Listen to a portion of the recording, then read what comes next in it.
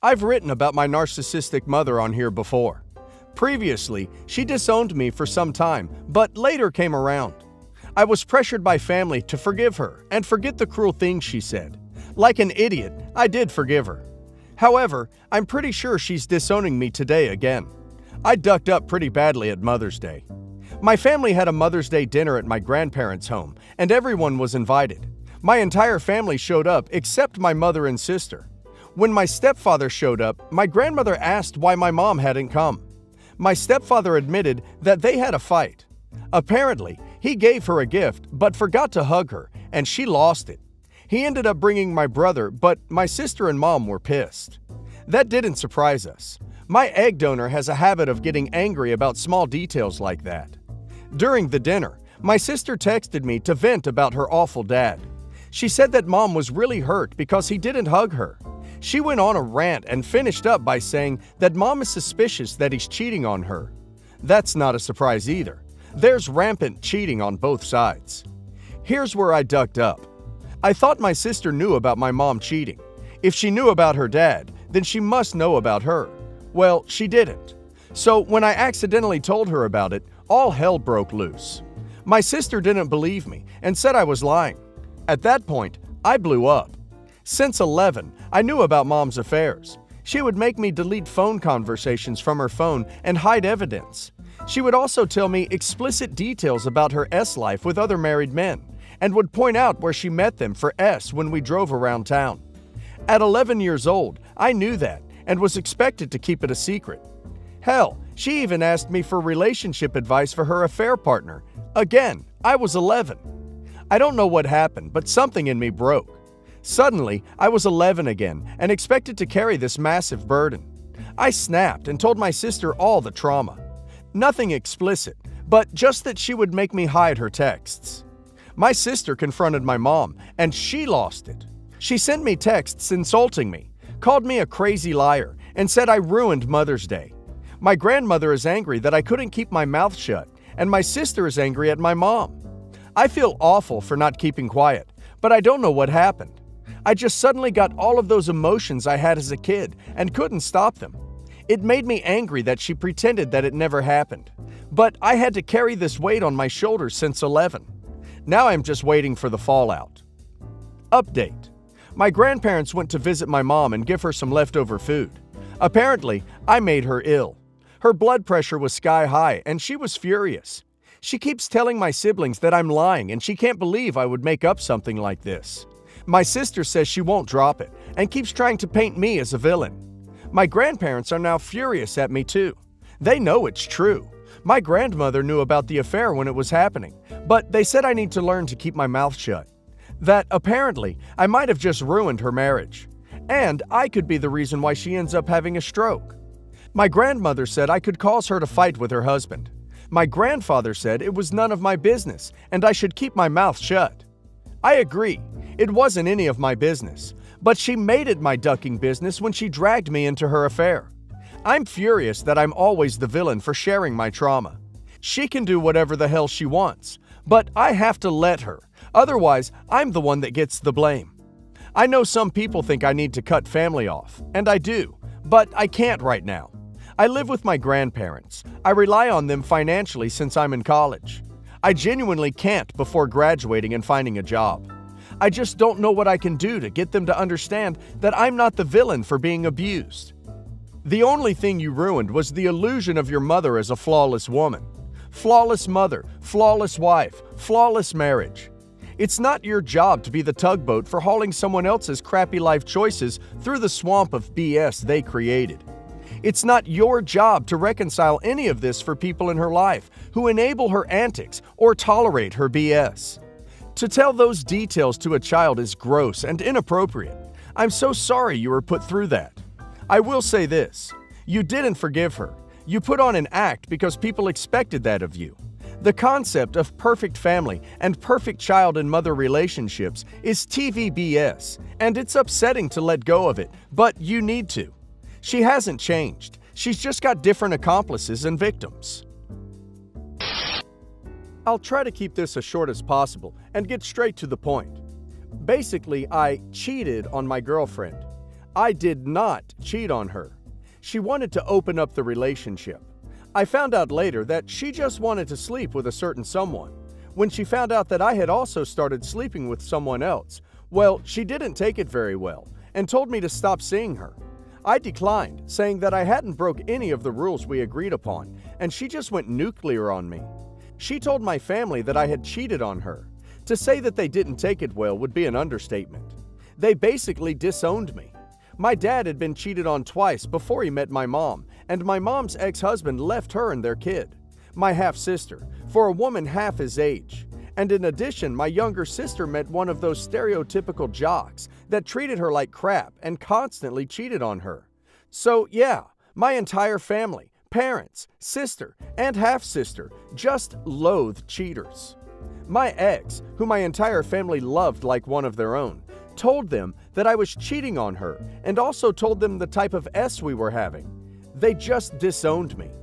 I tried talking with them for 3 or 4 months to have them hear out my side of the story, but they refused to even see me, much less talk with me. The final straw was when I went to my parents' house on my birthday while it was raining at 11 in the night, begging them to talk to me, but they ended up calling the police on me. My friends also treated me the same way. It's been about 2.5 years now, and I've been doing okay.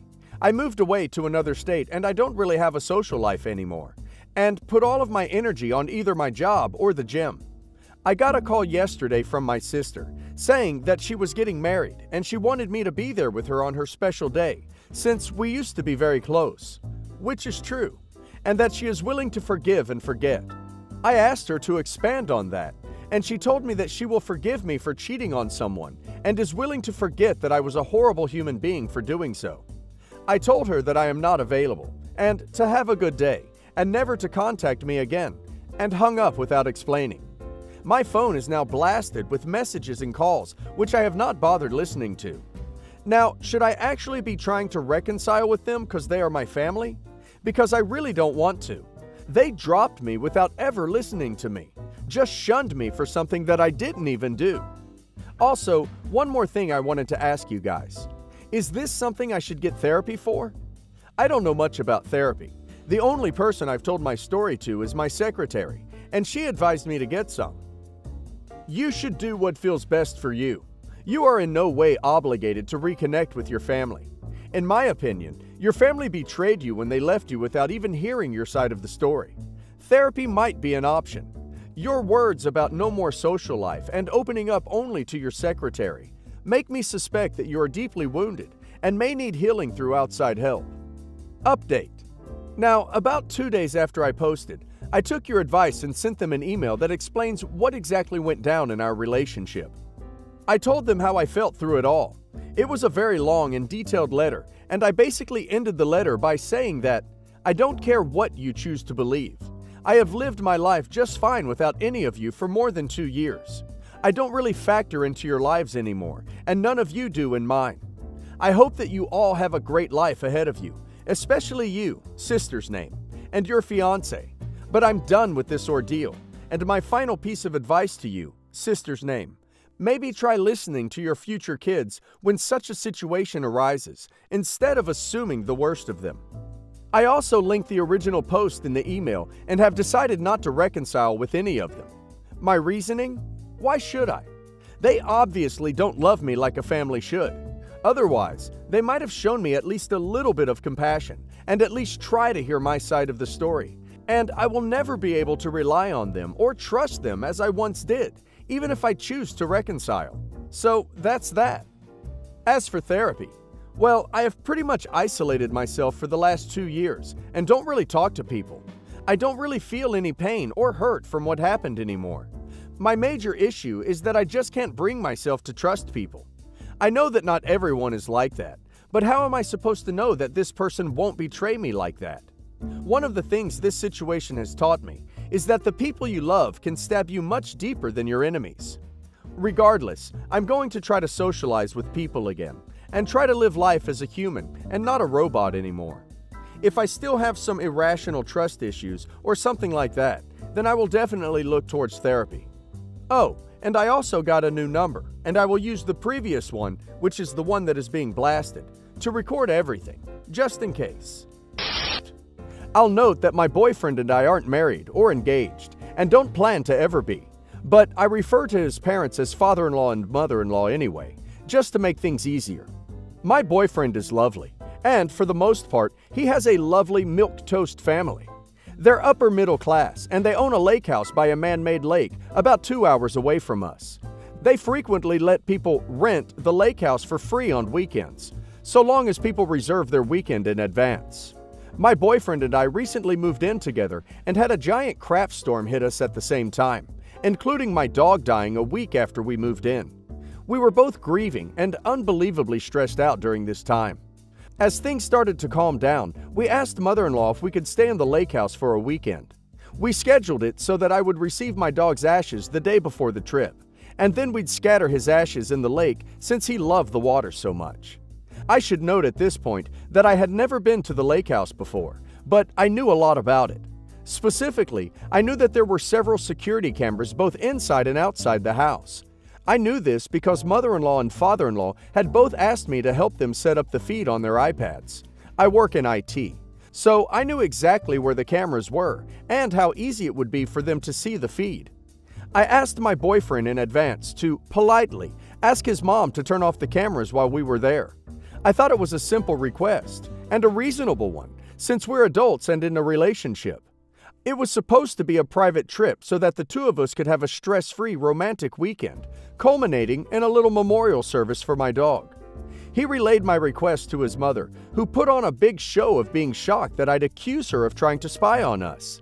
This came out of nowhere, because the two of us have gotten along great for the entirety of the relationship. I've never accused her of anything. However, she's very involved in my boyfriend's life, to an extent that I find it a little suffocating, though my parents are the check-in once a year on Christmas type, so my sense of normal is skewed. So I was a little concerned that she'd check the cameras periodically just to see how he was doing, without realizing that she might see us doing something private. Hence, me asking my boyfriend if she could turn off the cameras. So anyway, he calmed her down. She assured us she would turn off the cameras, and that was that. Or so I thought. During the drive down to the lake, which again was about 2 hours, his mother called us 5 different times to ask really trivial questions about things that could have easily waited until we got back. My boyfriend told her multiple times that we'd get back to her when we were home, and eventually got her to leave us alone. That set off some warning bells in my head though. So, as soon as we arrived, I asked my boyfriend where the DVR for the cameras was. He pushed back a little bit, saying that his mom had promised the cameras were off, so we should just relax. I wouldn't let up though. We had to do a little bit of hunting around, but eventually found it, and of course, it was still recording and streaming. I immediately shut it down, and within 5 minutes, mother-in-law was calling my boyfriend to ask about it. I'm not the type to say, "I told you so," and my boyfriend is man enough to admit when he's wrong. He answered the phone in a rage and told his mom off for lying to us. She claimed she forgot, even though she'd been reminded multiple times during her many phone calls on our drive down, actually. My boyfriend eventually shut mother-in-law down and then blocked her number so we wouldn't have to deal with her for the rest of the weekend. He unblocked her as we were about to leave, and he had 6 voicemails and around 30 texts from her. We made it home without any further interference, though, and I haven't spoken with mother-in-law since. So that's the story of how my mother-in-law tried to spy on our romantic vacation. It's not as crazy as many of the others on this sub, but the more I think about it, the weirder and grosser it feels. If her behavior continues to escalate, which, based on what I've read in the sub, is very likely, I'm sure I'll be back here with more stories. Odd thought, but does she leave them on when other people use the lake house? Also, do other people know about the cameras? I don't think it's an odd request to ask them to be off. And if people often stay in the house, I can't find a reason for her to react to what must be a pretty common request. To start, I want to mention that unlike my wife, I have a very good relationship with Mom. And because my siblings can always afford pricey gifts for Mom this year, I decided to gift her something nice and expensive for once on Christmas, though I'm currently unemployed. But I worked for the past few months and my wife and I have a joint account. The problem began when my wife found out I purchased a $600 necklace for my mom to gift her on Christmas using our joint account. She went off on me, saying I should have told her and shouldn't have taken money from our joint account that she uses to pay the bills and rent, especially now that we're struggling. I asked why I should tell her, since it's for us both, but she reminded me that despite that being true, 1. I no longer work, and 2. $600 is a lot, and I should have consulted her. But the reasons I didn't are 1. I feel that it's my money too, and I can make purchases using our joint account. And 2. I know if I told my wife, she'd refuse to let me buy the gift, solely because she hates my mom.